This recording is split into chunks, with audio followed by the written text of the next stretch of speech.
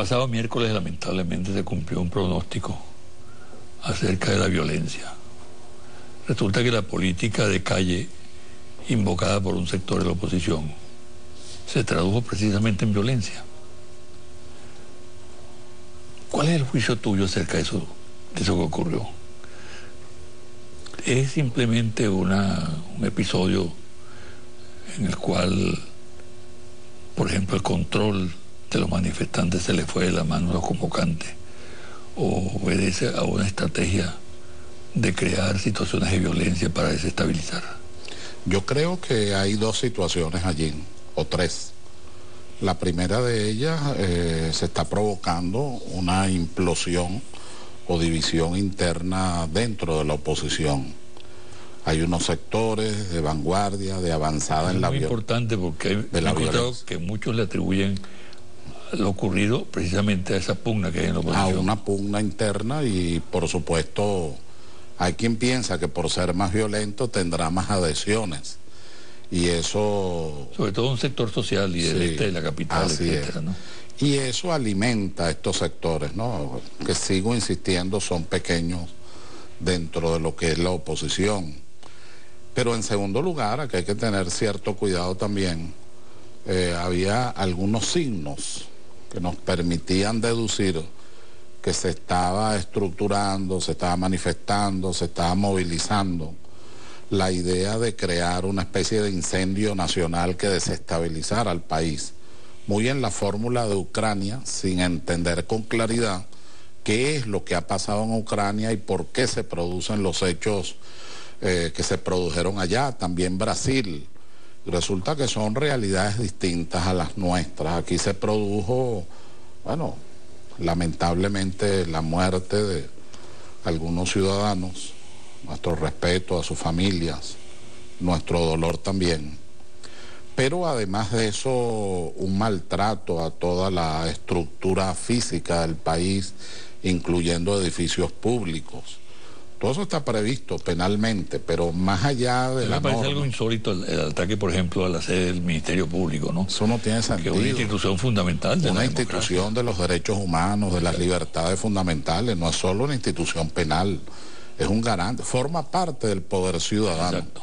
De tal manera que es inconcebible que eso haya ocurrido, pero bueno, esa es una línea de reflexión. Ahora, la división... también hay quienes piensan, me he encontrado yo con algunos analistas que dicen lo siguiente: es en cierta manera la repetición del formato del 11 de abril, ¿no? Hay gente que no renuncia a ese formato, ¿no? Que está atada definitivamente a esa concepción, lo que hace pensar que en Venezuela ha habido algo así como un golpe de Estado continuado, permanente, ¿no? Algunos lo llevan a la referencia simplemente anecdótica o al refranero popular, de que la cabra siempre tira para el monte, ¿no?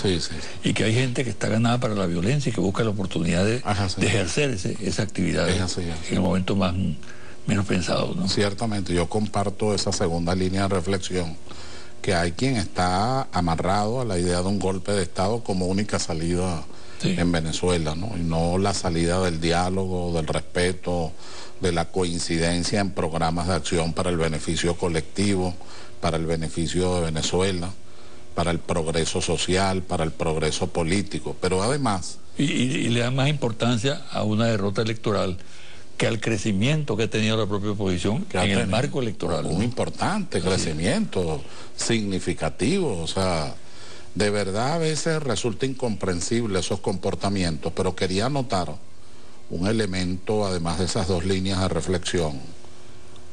Lo poco que pareciera que a estos sectores les duele el país, no solo en términos de vidas humanas, que es lo más importante, sino en términos de nuestra historia. Era el bicentenario del 12 de febrero de 1814.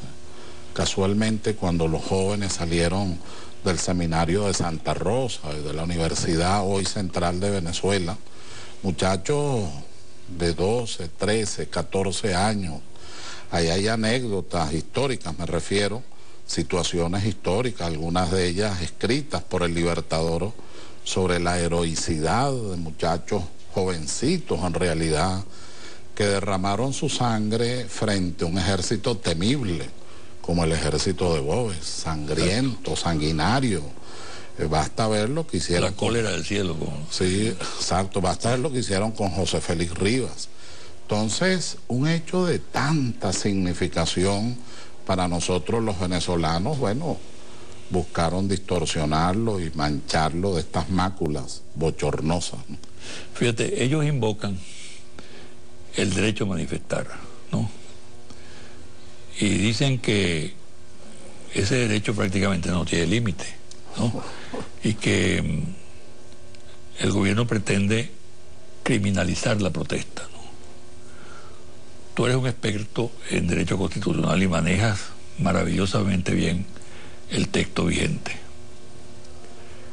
Dime tu opinión acerca del derecho a manifestar. ¿Sí? ¿Es ilimitado? Y además... Un gobierno está inerme frente al derecho a manifestar de los ciudadanos. Realmente no es así. Creo que hay un despropósito. Hay un verdadero despropósito en la interpretación de la norma.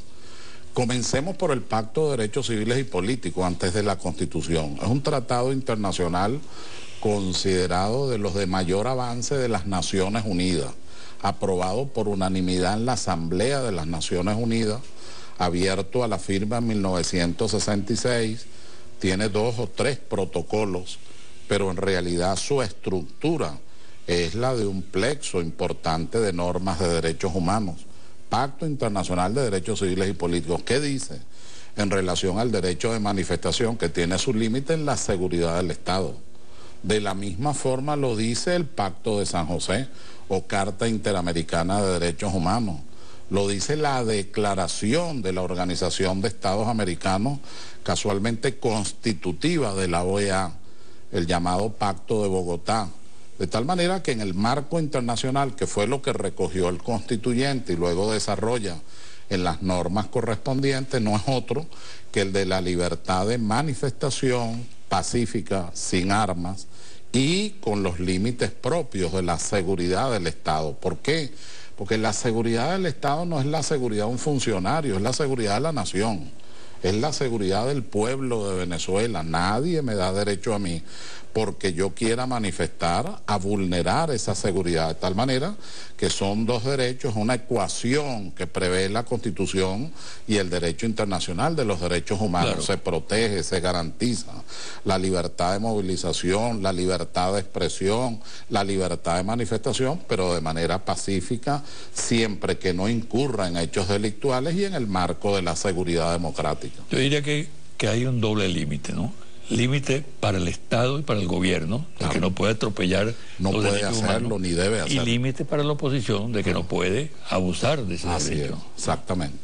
Eso ahora, es lo que todas las naciones civilizadas tienen en sus constituciones y es lo que aparece en los tratados internacionales. ¿Hay un derecho a conspirar? No, no lo hay. La única manera de hablar de derecho a conspirar o de derecho a la rebelión o del llamado derecho de resistencia ante el orden injusto y legítimo, cuando quienes están en la estructura de poder no son los titulares que el pueblo, el ejercicio de la soberanía ha señalado. Eso se llama legitimidad de origen. O cuando en el desempeño atropellan al pueblo, maltratan al pueblo, vulneran al pueblo, desconocen sus derechos fundamentales, entonces entra en una ilegitimidad de desempeño.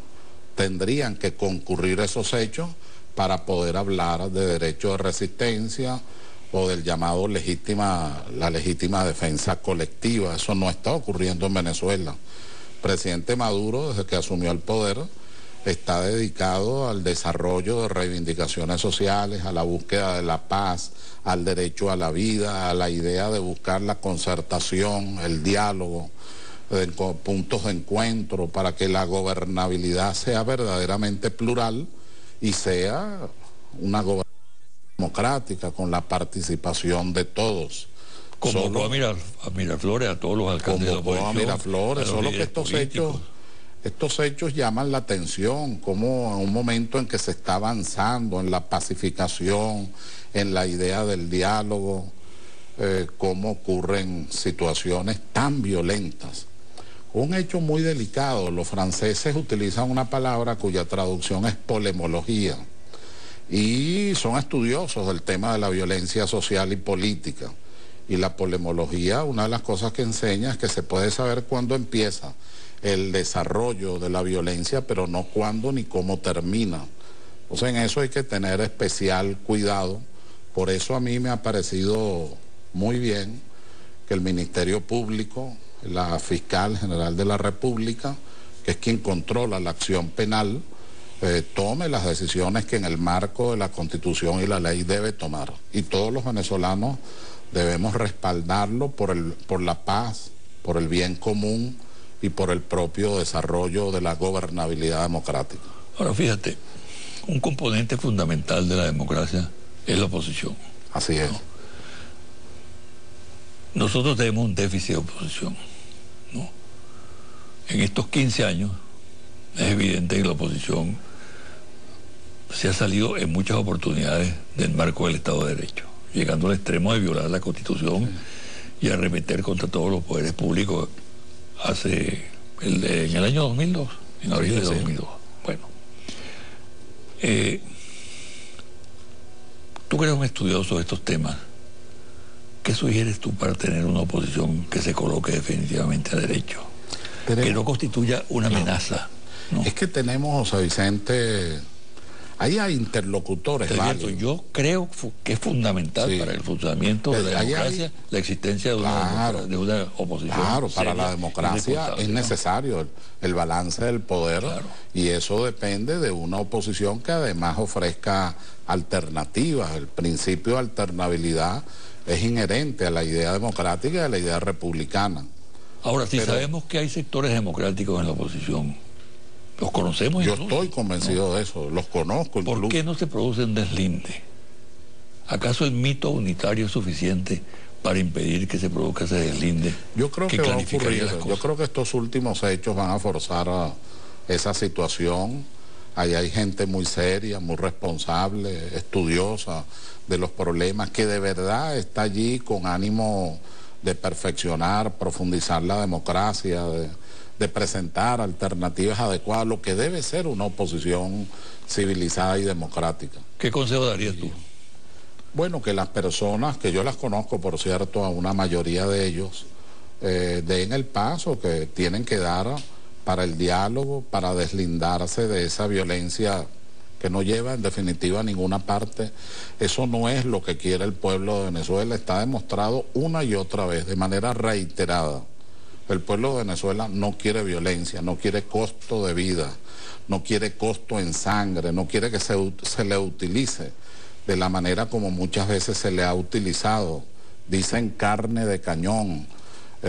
Los líderes políticos no asumen la vanguardia, sino que se quedan a los lados y colocan a la juventud, a las mujeres, a los hombres, a los ancianos, al pueblo de Venezuela expuesto a estas confrontaciones. Eso no se quiere, la verdad. Después de las elecciones municipales del 8 de diciembre, surgió un sentimiento a favor del diálogo, ¿no? Así es. Fue lo que determinó la reunión de Miraflores y las reuniones que ha hecho el ministro del Interior. Del Consejo Federal de Gobierno, esa reunión. Bueno, sin embargo, eso sufre un impacto brutal. Sí, ahora claro. ¿No? Pero hay que insistir, hay que ser terco en eso, sobre todo por amor a la patria, por amor al pueblo de Venezuela. Hay que insistir en el diálogo, hay que insistir en la idea de la unidad nacional, no entendiendo que la unidad nacional es unanimismo, no es eso lo que se está diciendo. Ni pérdida de los perfiles propios. Ni pérdida del perfil ideológico, cultural, político, de las organizaciones o de los individuos. De lo que se trata es, a partir de la diferencia, coincidir en los grandes propósitos nacionales, en hacer un esfuerzo común, en que el músculo sea colectivo, en que todos, cualquiera sea nuestra posición, social cristiana, socialdemócrata, socialista, humanista, cualquiera, liberal, cualquiera sea la posición, en lo que tiene que ver con los problemas fundamentales del país, pueda dar a su aporte, pueda ser constructiva su presencia y además fortalecer a Venezuela, que tanta importancia tiene en el concierto de las naciones. Ese es tu mensaje al país.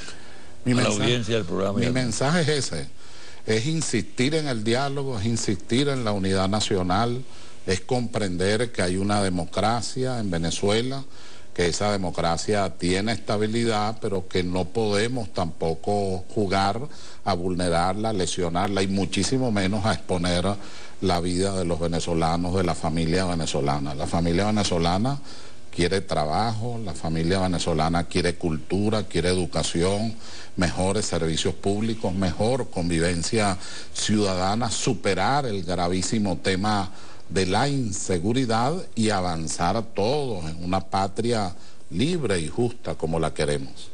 Muchísimas gracias. Gracias, José Vicente. Tu opinión. Muchísimas gracias. Te deseo mucha suerte. Gracias. Una pausa y al regresar los confidenciales.